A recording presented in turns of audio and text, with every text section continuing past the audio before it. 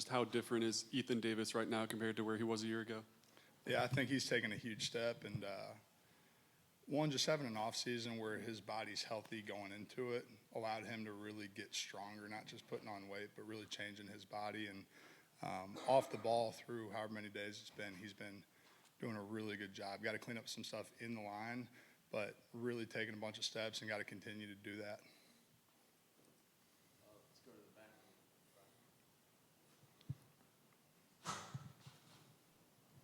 We see Miles Kitzelman kind of embracing a different role now on the sideline, but helping coach up these players. Kind of how have you seen him embrace that just the past week? Yeah, I mean, not too different from when he was out there practicing with us. He's always kind of been that guy, and I think for him it sucks, but it's an opportunity for him to get his lower half where he wants it and really be intentional with the young guys where he's not having to worry about his reps right now. He's able to be in those guys' ear the entire time, and can't say enough about the way that he's embraced the challenge of what he's going through and just continuing to make us better. Yeah, back to Ethan. How consistent has he been this spring, and how big of a step is that for him to maximize his potential, hit his ceiling, whatever phrase you want to use? Yeah, I mean, that's the name of the game. And there were moments last year throughout the season that he'd do really good things and it'd flash and it'd be like, man, if we can just do this on a consistent basis, we can really trust you more. It's been really consistent. And I think it starts really with just having consistent energy at practice and understanding that as he grows up and matures, and it's really cool to think about where he was when he walked in the door, just not only as a football player, but really as a human, and how he attacks every day, how his enthusiasm is so contagious for our room. But I think being consistent on the field starts with having a consistent mindset, and I think that's been the biggest thing for him this spring. With Miles being injured, do you feel like there's a sense of urgency among the rest of the room, especially with Ethan, to really step up and grow a little bit quicker?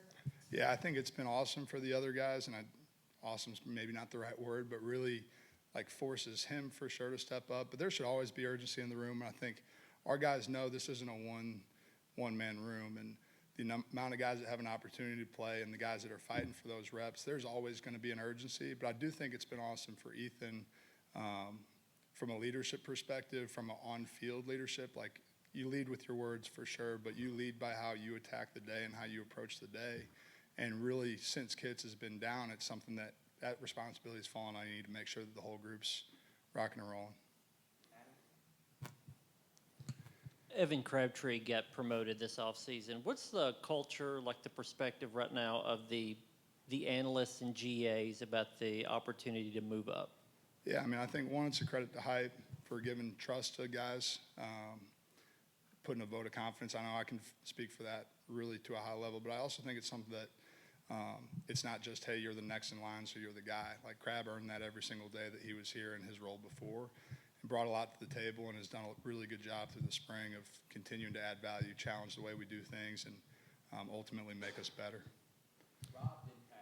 Coach, how much did the advent of the two tight ends change, your job last year, and what's kind of the carryover? How are you building on what you guys did with I mean, it's something that we've always had when we've had the ability to do it. As far as when you've got three bodies, man, 12 has been a part of this offense since I was playing in it. Obviously, it's nice to have those guys, and I think as we continue to grow and it becomes more normal for them, it just expands what you can do from it.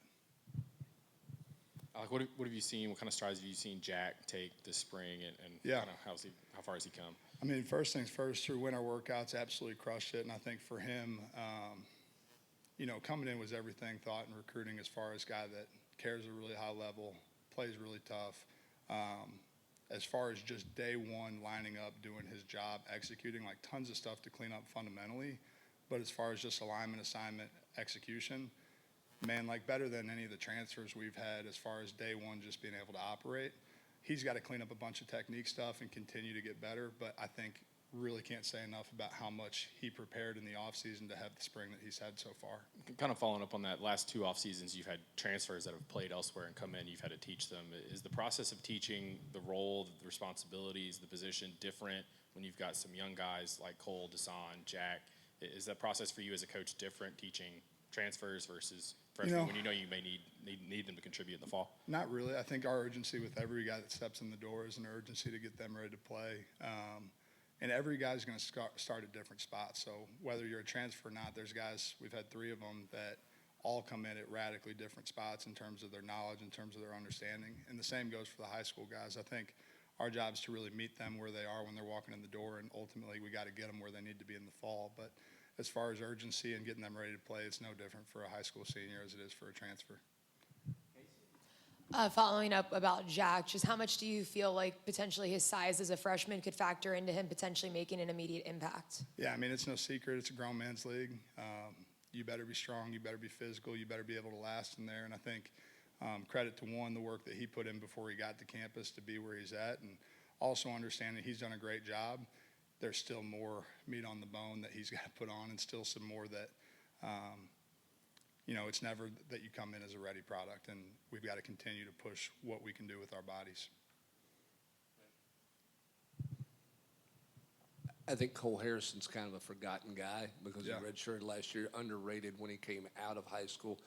Where is he at? How much has him being limited this spring hurt him? What do you see out of him in terms of this fall? Yeah, so I think really outside of getting tackled, he's pretty full go right now, and I think that's been awesome for him. Was really excited about where Cole was through fall camp and being able to have him back for the spring and really get to play with a little bit more confidence. I think he's similar really to Callie more than anybody else in the room in terms of, man, you know what you're doing now. You understand your job. Let's go play with confidence. Like, he's earned the right to play more confident, and I think when he does, it's going to be really good. Last question, Ryan. What kind of growth have you seen out of Deshaun this spring?